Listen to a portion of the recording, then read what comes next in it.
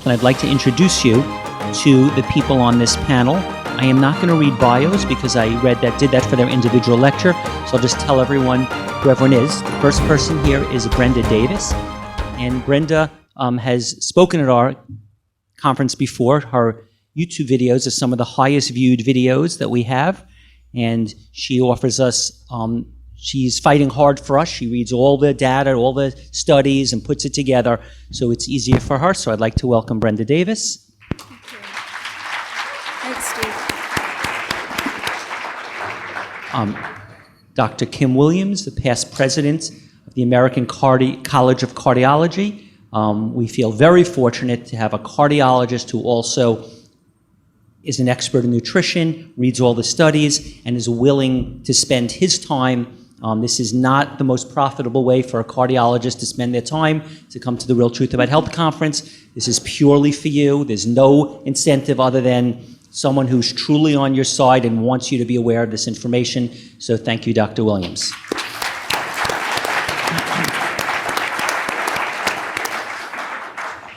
Dr. Gabriel Cousens, he has not only someone who reads the literature, but he also has spent many, many years at his Tree of Life Rejuvenation Center in Arizona, where people came to him. He monitored them, tested them, and fed them a specific diet. So when he talks about diabetes, it's not a theoretical thing. It's what happened year after year, every single year, for a very long period, watching the real effects on people from eating his diet. So he is someone with very specific and valuable knowledge, and we're very grateful that he's been willing to see us. So, Dr. Gabriel Cousens.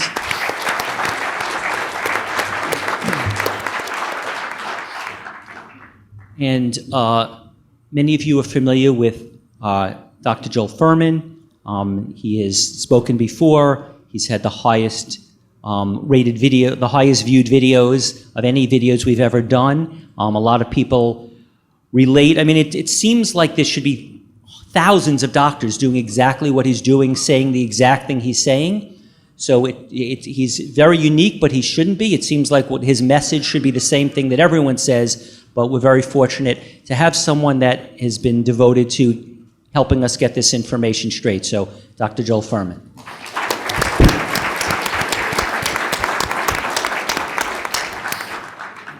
Okay, so I'd like to ask a question that I know already there's a difference of opinion. And let's start by saying that there's been people in the keto and the paleo community. Specifically, I saw a Joe Rogan podcast with Dr. Joel Kahn and Chris Kresser, Yeah. and they were arguing whether saturated fat and cholesterol, dietary saturated fat and cholesterol, led to higher actual levels of dietary fat and cholesterol, and whether that actually led to a higher rate of death. And Chris Kresser was saying that just because you eat cholesterol or saturated fat, it doesn't mean your blood cholesterol goes up. And even if it did, there were 9 studies on longevity, and there was no connection between cholesterol and death. So I asked this question last weekend to Alan Goldhammer, Michael Clapper, Brian Anna Marie Clement, and who was on the panel? Michael Clapper, Pam Popper. And very clearly they were saying that higher cholesterol and higher saturated fat was correlating negatively with people's longevity. It was bad for them, and there was a correlation. So that was my thought. And so anyway, so the paleo people were saying that high cholesterol is not a problem, and the whole food plant-based people were saying, yes, it is a problem, and the studies show that. When I spoke to Dr. Cousens, or I heard Dr. Cousens' lecture yesterday, I thought you were saying that cholesterol of 160 to 260 was actually better for depression, preventing suicide. And I just want to clarify where everyone's thoughts are on what is the appropriate level of cholesterol. I was under the impression that a whole food plant-based diet is ideal, and that leads to an under 150 level of cholesterol. If each of you could just try to help us clarify this, so I can make sure we all understand this. And if I asked the question funny, please help me to make it straight. Okay, I'll dive in. So my contribution to this panel probably would be that we have an intense relationship between cardiovascular mortality and LDL cholesterol. So we're all surprised at the European Society of Cardiology to find out that high levels of HDL cholesterol, which we've been thinking for 40 years is protective. Turns out it actually is not protective, that higher levels of HDL are associated with increased levels of heart attacks. So then you have the attempts that we've had over the decades to increase HDL cholesterol. Very famous studies, torcetrapib, anacetrapib, dalcetrapib, niacin, all of them failed to decrease cardiac events.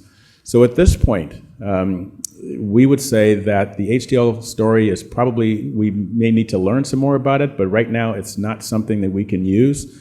Okay, therefore, if you imagine what happens to someone with a low LDL and a high HDL, maybe they're not as good as they should be. And that what that really means is that any study that was done with total cholesterol only, without regard to what the LDL was or the triglycerides, it's just adding some information, but it's not going to clarify anything. It probably adds more heat than light.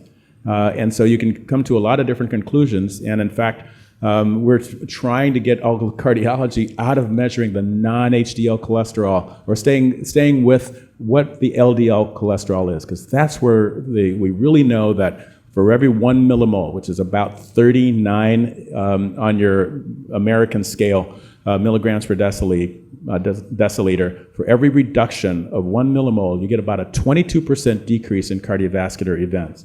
That's data that comes from the trialists, the cholesterol trialists. That's a massive amount of data collected over numerous years with a variety of circumstances, some statins, some diets, some Mendelian randomized trials, which requires a one-sentence explanation. There, you can actually do a clinical trial based on people's genome if you have their data.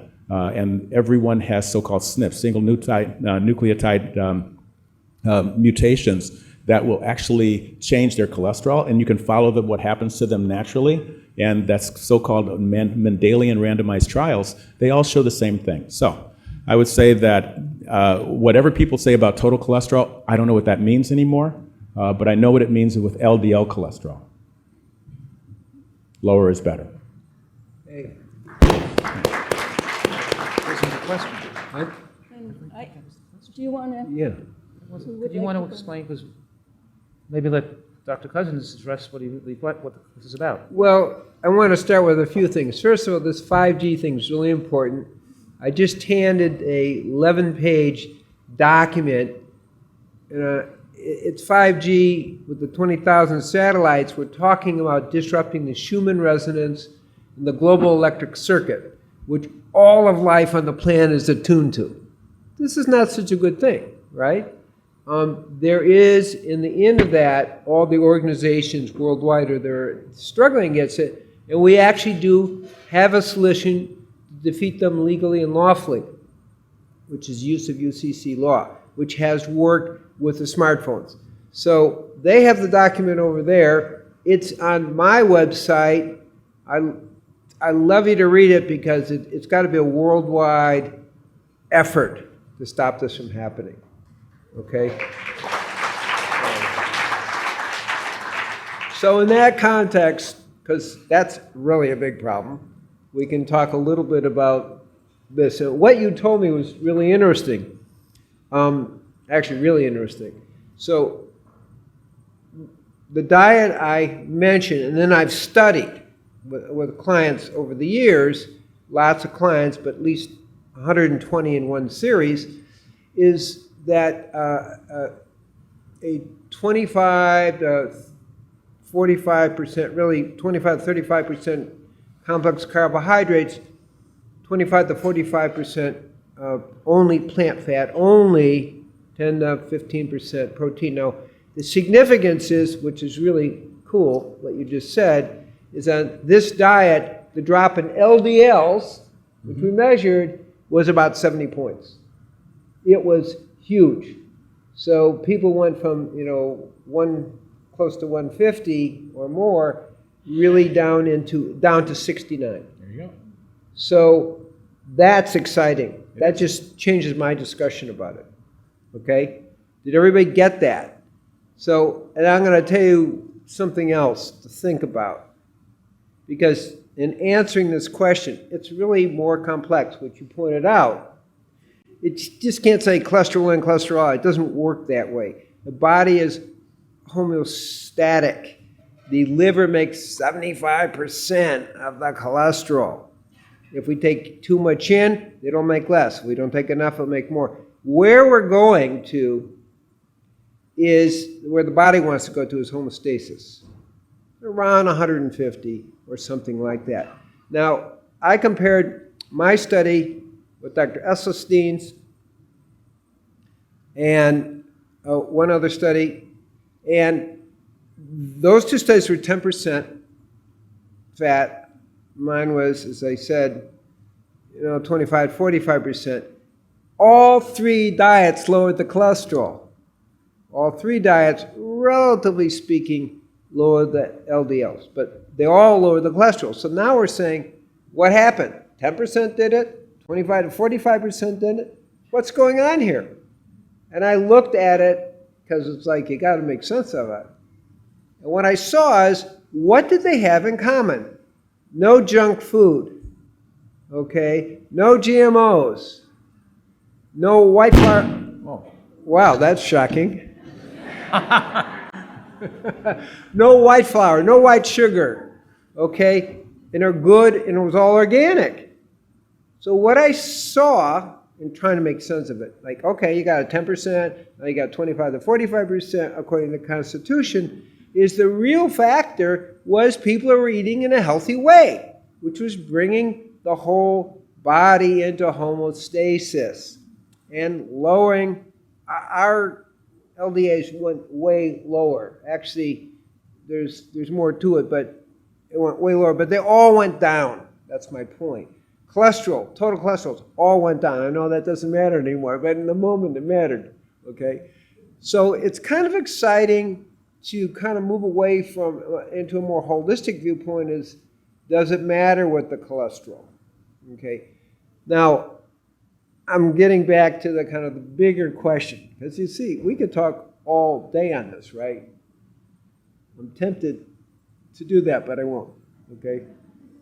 So what I see is, of course, according to Constitution, we're going to need different levels, but eating healthily is the most important thing. There are lots of studies out there that show that high cholesterol can be a problem. There's even more showing it doesn't matter, if you're between 160 and 260. Now, what you heard from me, Steve, wasn't that. The real problem is low cholesterol. As a psychiatrist, it's a nightmare to think, hey, we have something, if your cholesterol goes below 150, that's going to give you a 4 times higher rate of depression, and if you hit the lowest level, 6 times higher rate of suicide. Plus, more accidents, more violence, more Parkinson, and a greater cognitive decline. Now, that concerns me. That's very hard data that we worry about, versus, hey, as you pointed out, the cholesterol thing, I'll have to move this way. The cholesterol thing isn't quite so clear now, unless we look at LDL. So that just changes everything in a way. So, so the real message is kind of eating healthily as a way of bringing all levels of your cholesterol to normal homeostatic levels. That's a kind of a way to think about it. But as I say, we got a huge drop. That was a 46% drop in 3 weeks of the LDLs. So if that's the problem, we have a solution with this kind of diet that's 25 to 45%, plant saturated fat. So those are some thoughts to consider in this more complicated situation. I hope that answers the question.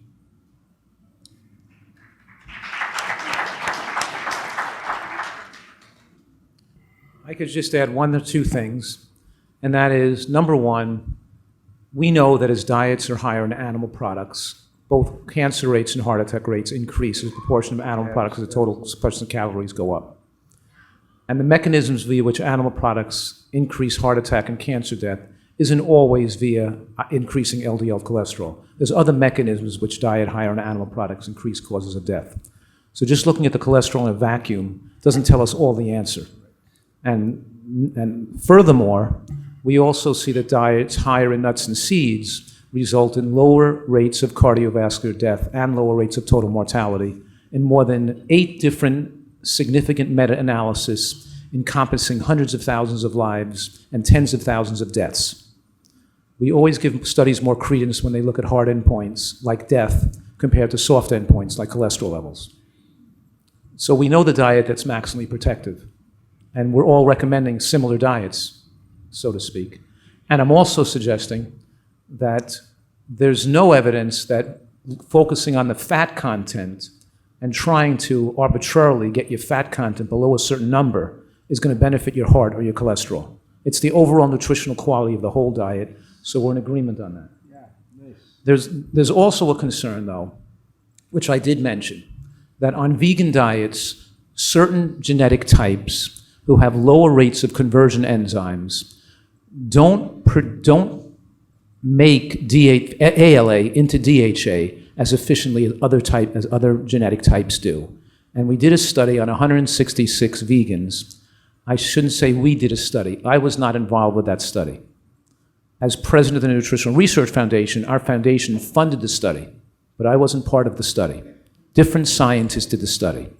And when they tracked the DHA levels of 166 vegans who were not supplementing with DHA, a certain percent of those, approximately 25%, had a significant deficiency of DHA, and it didn't correlate with the type of fat they were eating, if they had flax seeds, if they had walnuts, if they weren't eating oils. It showed that the conversion enzyme genetically was more correlated with the amount of conversion from ALA into DHA. And those people would be more prone to depression and shrinkage of the brain. So maybe certain types of individuals may be more susceptible to depression when they're on a fat-restricted diet that's not supplemented with DHA.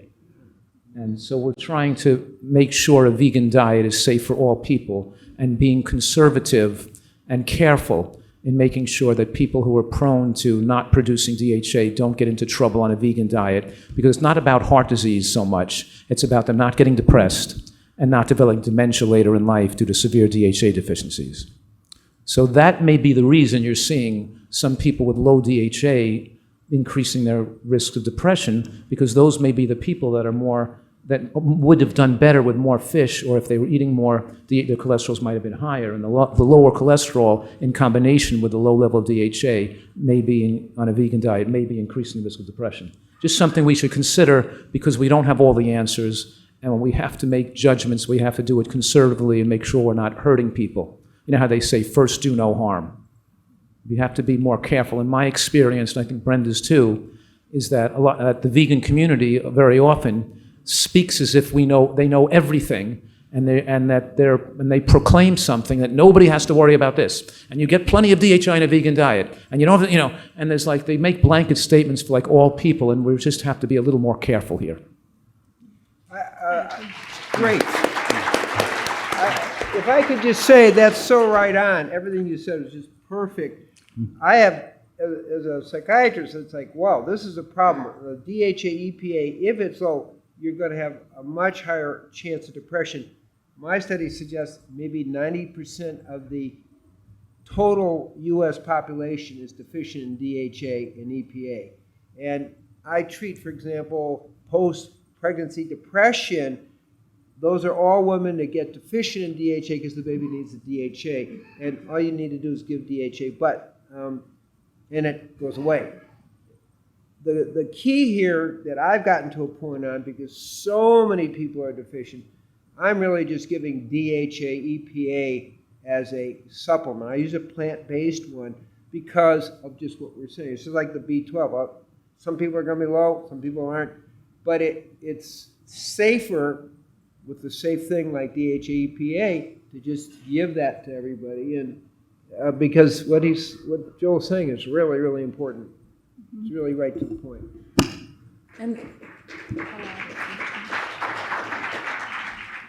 And I would add that it's important for people to understand when we talk about DHA and EPA, people often automatically think, well, that means I need to eat fish. And it's true that fish is the major source of EPA and DHA for a large part of the population, but it's important to understand that fish don't actually make DHA and EPA. It's made by tiny plants in the ocean called microalgae. And so what we can do is, instead of raping the oceans and extracting the oils from fish, we can actually culture the plants and extract the EPA and DHA from the plants and provide it, as Dr. Cousens said, and Dr. Fuhrman, in a supplement form that's actually vegan and comes from plants. And so it's just important to know that you don't absolutely have to have fish. And then the other thing, this is not really my area of expertise, but one of the things that I wonder about, the depression that you are seeing associated with low cholesterol levels, the thing that comes to my mind right away is, what about all of the populations of some of these longest lived, healthiest people in the world that have very low cholesterol levels and yet very low depression rates? So is something going on with the individuals you're seeing where there's a metabolic abnormality, that it's combined with the DHA EPA thing? They're not as efficient at conversion because their enzymes have been depressed because of bad diets over time. So there may be some other factors, because we do have populations where average cholesterols have been around 100 or 120, and they've done very well, lived long lives, and still super productive when they're 90 or 100 years of age. Just a question, because I'm seeing mostly European and American clients. Yes. Are these populations you're talking about fit that description? Well, because there may be a genetic factor here that you're talking about. Yes, and so many of them are Asian populations, many of them are South American populations, and then if we think about the blue zone populations, which includes some Europeans, but also the Okinawans and such. So it's just, I think there are still a lot of unanswered questions. But Yeah. And then the other thing that I want to bring up is just the whole saturated fat has been vindicated, because a couple of resources that I think are worth you being aware of.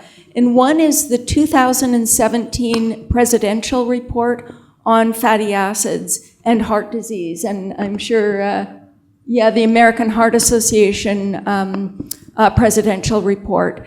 Alice Lichtenstein, and a very, very well-qualified group examined the literature, and it's a very comprehensive, very helpful report, and it looks at everything. So basically, the evidence is overwhelming that saturated fat increases LDL cholesterol, and LDL cholesterol increases risk of heart disease. Now, if you replace one of the mistakes that was made, and there were a couple of studies that came out that indicated saturated fat was not an issue, but what was actually found was that if you replace saturated fat with refined carbohydrate, you're at no advantage at all.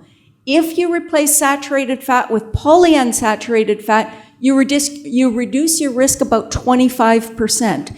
If you replace it with monounsaturated fat, you reduce your risk about 15%.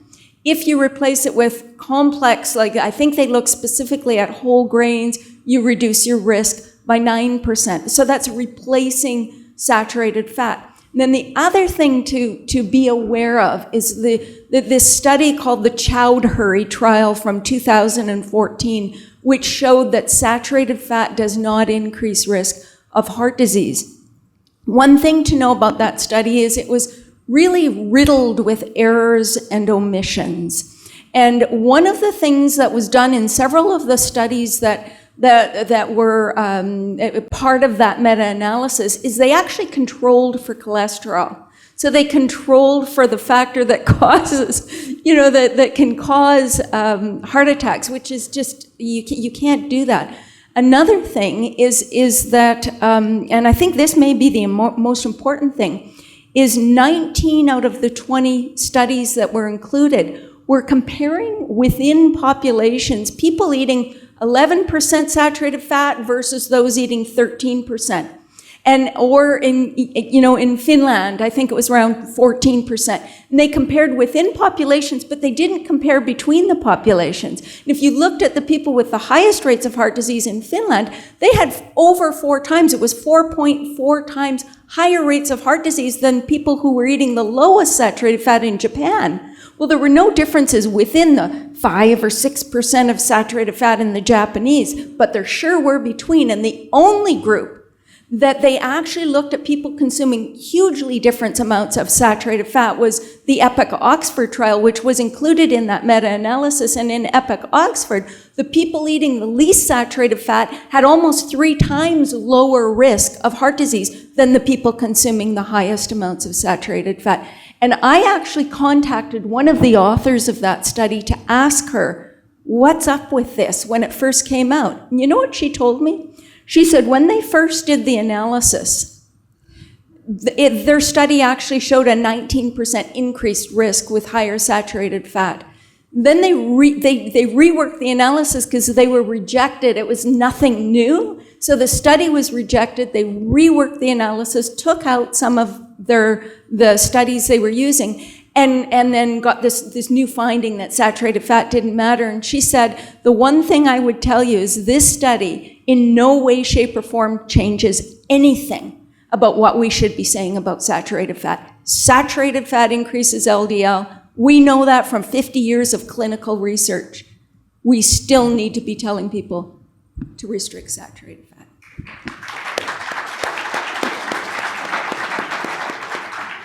I think Brenda's bringing up a real important point.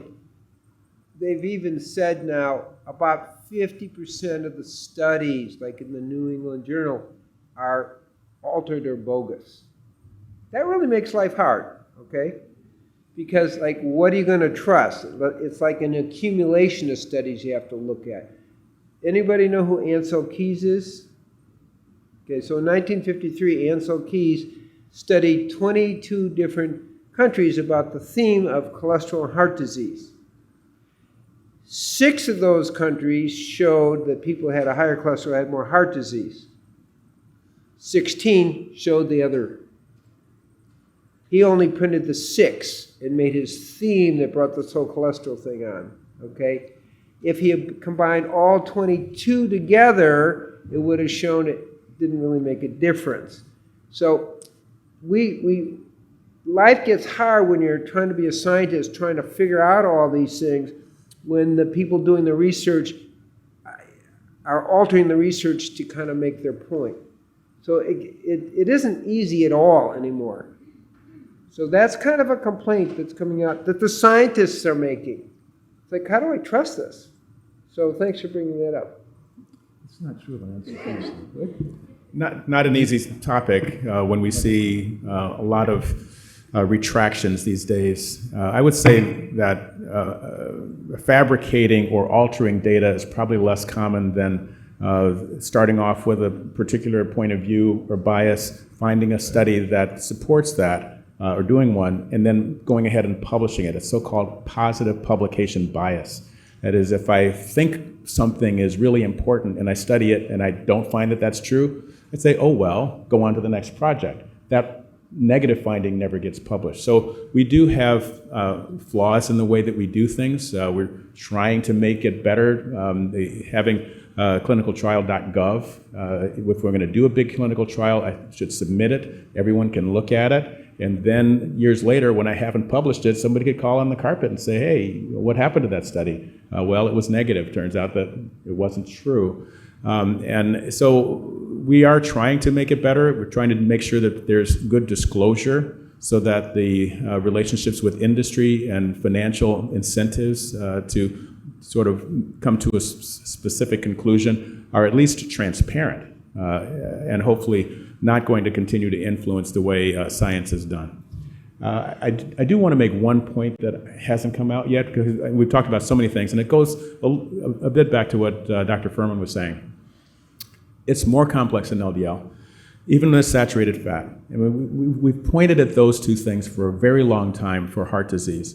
But now we know, in the last 5 years, we have so many publications of other things that correlate with the development of diabetes, stroke, heart attack, death, that we really ought to be paying attention to. And so I'm just going to, if those of you who are listening tomorrow, sorry for the preview, but I would say the top two, and I don't have a randomized trial to tell you which one is more important, so I'll list them both as a tie for number one, would be heme iron, which you get from eating animals' blood. And the other one would be TMAO, trimethylamine N oxide. This really emphasized by the Cleveland Clinic. Hopefully that will be a serum test that everyone can get. Those two are very toxic in terms of development of plaque and development of ruptures and unstable plaques. So heart attack, stroke, death, heart failure correlate with both of those. There are also other ones. We've known about C-reactive protein as a marker of inflammation, interleukin-1 as a marker of inflammation as well. IGF-1, when you're eating animal protein, you're getting a hormone that actually increases diabetes, death, as well as strokes. And the other two that may turn out to be very large, we've known about having eating phosphorus in large quantities, hurting kidney function, which then produces cardiovascular disease. And the last one I'll mention is SUPAR, something that's studied a lot at Rush, at Emory, and in Boston. SUPAR stands for soluble urokinase plasminogen activator receptor. That actually is another test that can be done, and you can find that if you do a healthy lifestyle, you can drop that level. So why go through all those markers and potential risk factors? Because people don't eat saturated fat, they don't eat cholesterol, they eat food. And when they're eating food, they're getting a variety of things, and we may be looking at LDL when it's really been the heme iron the entire time. And so, I'm not going to, volunteer to eat the blood of the iron, to try to figure out, is it cholesterol crystals? Eating those would be worse. And so I think we should stick with the theme that there's a lot that we don't know, that medical knowledge doubles every 2 years. I'm sure that's going to continue to happen, and we will hopefully a couple years from now have this conference and say, we didn't know this back then, but now we know the answers. It's probably all of the above, though.